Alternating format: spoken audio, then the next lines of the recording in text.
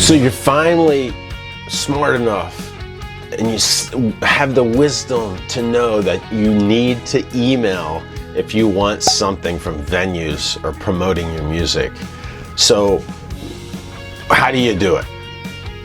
Hey, I'm Craig from GigFaster. Make sure you subscribe, hit the bell for notifications below, and check out Instagram, the Craig Kelley. That's me over there. We also have a GigFaster one, but send me a message and I might send you something for free as a bonus. And anyway, let's get into it. Booking gigs using email sequences. So this works for basically getting anything you want, but it's a sequence that it works. I know it works because I've proven it over and over again. I've used it for thousands of users on GigFaster, and it's just, anyway, just trust me, it works. Try it and you will find out. So this is it. Email sequence. We're going to start with the first thing. You're going to send an intro email. As I've said in previous emails, that most of the time people's emails don't get open from strangers. So word of caution before you even start. Look, you can't spam like 100 venues at one time. You can't send them exactly the same message.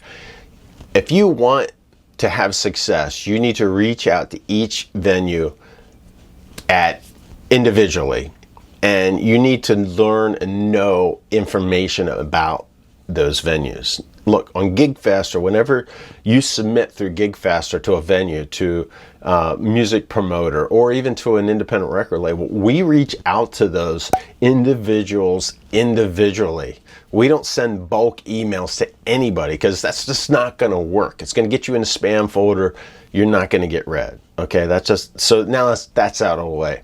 The first email you're going to send is an intro email. The intro email is not going to say much. It's just going to try to get the conversation started. So you email them, and all you really want, well, there's two things. One, the email subject line has to be something that's going to grab their attention so that they open the email. And secondly, you want them to reply. So you have to give them a call to action, a CTA. What's a CTA? The call to action is whenever you're getting them to take some kind of action, and the action you want them to take is to reply. So how do you do that? Well, you have to ask them some simple question. All you're trying to do is get an answer, get the communication started between you and the venue. And once you have that reply, that's success, because you have the conversation started. And guess what? They reply to your email. When you reply, it's not going to go to spam anymore. It's going to be kind of priority, especially if like it's a Gmail account or something like that. They're going to think, oh, this guy is communicating with them. This is important. He needs to see this. So that's the first thing. So you want your subject line to be able for them to open it. And then you want a simple call to action so that they reply. Now, once you get a reply, you're not going to get a reply. I'm just going to tell you that. Chances are, if you do it right, it takes practice to doing this. Look, I've been doing this I've booked over 1,000 gigs over the last 20 plus years, and I've sent thousands of emails, and I've spent hundreds upon hundreds of hours on the phone calling clubs all day and all night. And the one thing I've learned is what works in email. And until you really master it, it's going to take some time. You're not going to get the responses right away. And 90% of the time when you send an email, it's unsolicited. They don't know you. They're not expecting it. So you're not going to get a response. So that leads me to the next thing you have to do. You need to follow up.